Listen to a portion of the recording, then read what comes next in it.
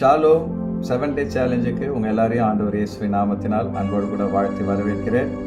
இந்த வாரத்தில் கர்த்தர் படைத்த விண்வெளிக்காக அவரை நம்ம துதிச்சிட்டு வரோம். விசேஷமாக இன்னைக்கு சந்திரனுக்காக அப்பாவை துதிக்க போகிறோம். அழகான சந்திரனை பார்க்கும்பொழுது என்னைக்காவது அதை படைத்த படைப்பாளியாகிய ஆண்டவரை நீங்கள் துதிச்சிருக்கீங்களா, புகழ்ந்திருக்கிறீங்களா? இன்னைக்கு நாம் அதை செய்ய போகிறோம். எல்லாரும் ஆயத்தமாக இருக்கிறீங்களா?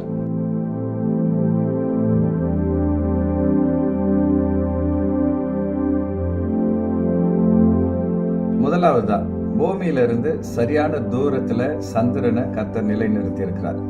அதாவது 3,84,400 கிலோமீட்டர் தூரத்துல சந்திரனை கர்த்தர் நிலை நிறுத்தி இருக்கிறார். உங்களுக்கு தெரியும், பூமி ஒரு சில டிகிரி சாய்ந்து இருக்கிறது. இதனால்தான் பருவ காலங்கள் உருவாகிறது. ஸோ இதற்கு சந்திரனுடைய ஈர்ப்பு விசையும் உதவி செய்கிறதாக விஞ்ஞானிகள் சொல்கிறார்கள். ஆகவே கண்களை மூடி கர்த்தரை நம்ம துதிப்போம்.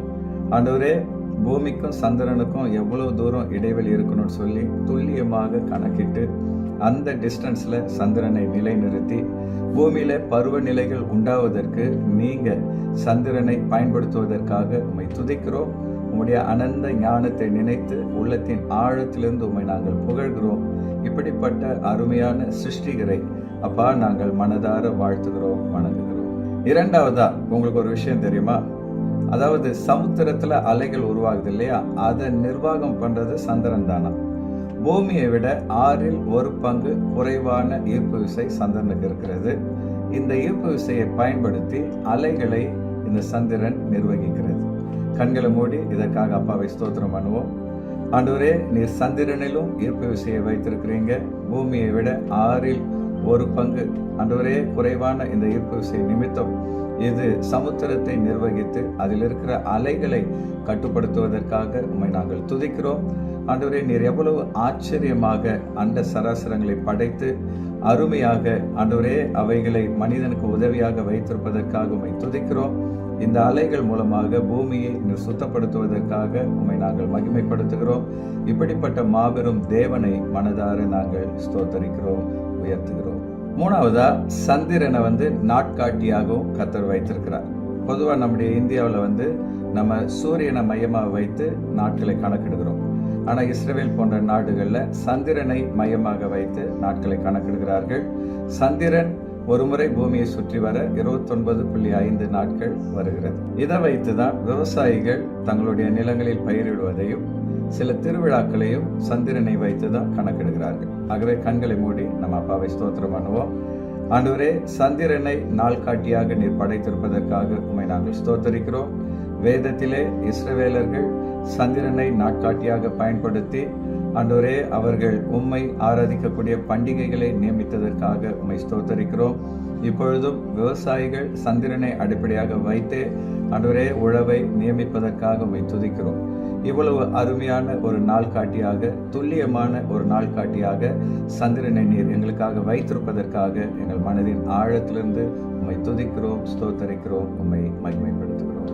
நாலாவது, ஒரு காலத்துல சந்திரனை காமிச்சுதான் பிள்ளைகளுக்கு உணவு ஊட்டுவார்கள். இன்னைக்கு சூழ்நிலைகள் மாறி செல்போனை காமிச்சுதான் அம்மாங்கள் பிள்ளைகளுக்கு உணவு ஊட்டுகிறார்கள்.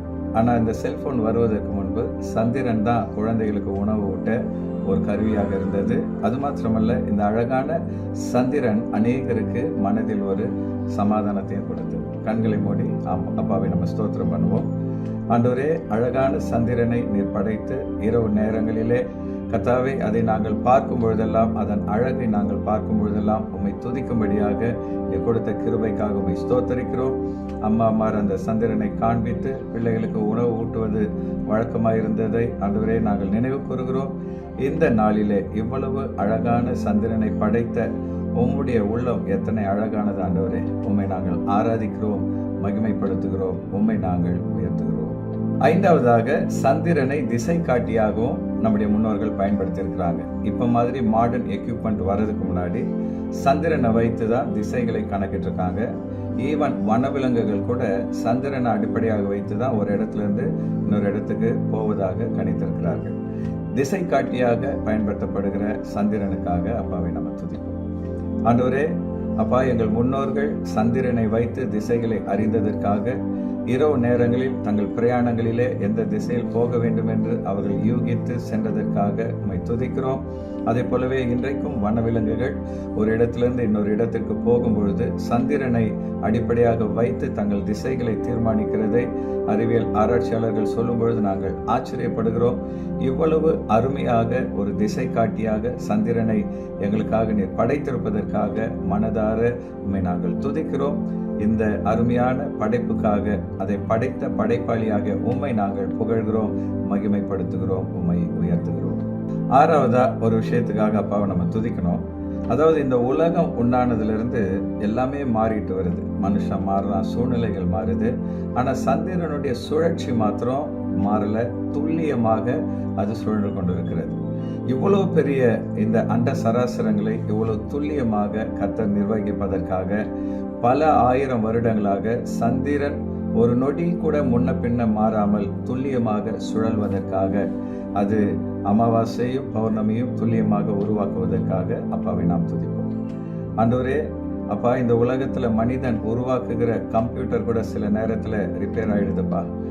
ஆண்டவர் கடிகாரங்கள் சில நேரங்களில் ரிப்பேர் ஆயிடுது. ஆனா நீர் படைத்த இந்த சந்திரன் உலகம் உண்டானது முதல் இந்த நாள் வரை துல்லியமாக சுழல்வதற்காக உம்மை ஸ்தோத்தரிக்கிறோம். சரியான நேரத்திலே அமாவாசையும் பௌர்ணமியும் அது உருவாக்குவதற்காக உம்மை நாங்கள் துதிக்கிறோம்.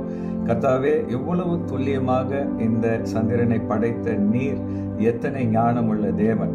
உம்முடைய ஞானம் ஆண்டவரே எங்களுக்கு புரியாதது, உம்முடைய ஞானம் மேன்மையானது. இப்படிப்பட்ட அனந்த ஞானமுள்ள தேவனாகிய உம்மை நாங்கள் மனதார புகழ்கிறோம், உம்மை ஸ்தோத்தரிக்கிறோம், உம்மை மகிமைப்படுத்துகிறோம். ஏழாவதாக, கடைசியாக, இவ்வளவு பிரம்மாண்டமான விண்வெளியையும் இவ்வளவு அழகான சந்திரனையும் ஆண்டவர் படைத்தது மாத்திரமல்ல, அதை தன்னுடைய வார்த்தையின் கட்டுப்பாட்டிலே வைத்திருக்கிறார். யோசுவாவின் காலத்துல நம்ம பார்க்கிறோம், யோசுவாவின் சொல்லை கேட்டு ஆண்டவர் சூரியனையும் சந்திரனையும் வானத்தில் நிலைநிறுத்தினார்.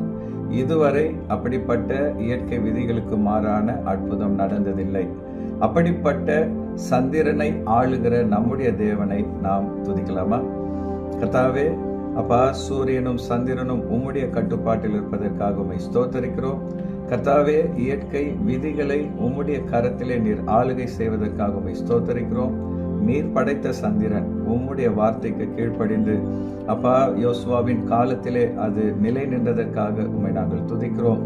அப்பா, நீர் எத்தனை ஆச்சரியமான தேவன். இந்த உலகத்தை படைத்தது மாத்திரமல்ல, அதை உம்முடைய வார்த்தையின் வல்லமையினால் நிலைநிறுத்துகிறீர். உம்முடைய குமாரனாகிய இயேசு கிறிஸ்துவினால் அதை ஒருங்கிணைத்திருக்கிறீர். உம்முடைய கட்டளைக்கு அது கீழ்ப்படிவதற்காக உம்மை துதிக்கிறோம். நீர் சொல்ல ஆகும், நீர் கட்டளையிட நிற்கும் என்று வேதம் சொல்றது போல சகலத்தையும் உம்முடைய கட்டுப்பாட்டில் வைத்திருப்பதற்காக உம்மை உயர்த்துகிறோம். இப்படிப்பட்ட மகா பெரிய தேவனாகிய உம்மை எங்கள் உள்ளத்தின் ஆழத்திலிருந்து துதிக்கிறோம், உம்மை நாங்கள் மகிமைப்படுத்துகிறோம். நீங்க எப்பெல்லாம் சந்திரனை பார்க்குறீங்களோ அப்பெல்லாம் அதை அழகை ரசிப்பது மாத்திரமல்ல, அதை அருமையாக படைத்த ஆண்டவரை உள்ளத்தின் ஆழத்திலிருந்து துதிங்க. அது மாத்திரமல்ல, சந்திரனை ஆளுகை செய்கிற ஆண்டவர் நம்முடைய வாழ்க்கையை ஆளுகை செய்யும்படி உங்களை ஒப்பு கொடுத்தீங்கன்னா கர்த்தர் அற்புதமா இந்த நாள் முழுவதும் மாத்திரமல்ல, உங்கள் வாழ்நாள் முழுவதும் உங்களை வழி நடத்துவார். இந்த 7 Day சேலஞ்ச் உங்களுக்கு ஆசீர்வாதமாக இருந்திருக்கும்னு சொல்லி நான் விசுவாசிக்கிறேன். இது உங்களுக்கு பிரயோஜனமாக இருந்திருந்தால் லைக் பண்ணுங்க. இன்னைக்கு சொல்லப்பட்ட குறிப்புகளில் உங்களுக்கு ரொம்ப பிடிச்ச குறிப்பு எதுன்னு சொல்லி கமெண்ட் பண்ணுங்க. இது மற்றவங்களுக்கு ஆசீர்வாதமாக இருக்கும்னு நீங்கள் நினைச்சீங்கன்னா அவங்களுக்கு இதை ஃபார்வர்ட் பண்ணுங்க. ஆண்டவர் நிச்சயமாக உங்களை ஆசீர்வதிப்பார். தேங்க்யூ ஃபார் வாட்சிங் and God bless you.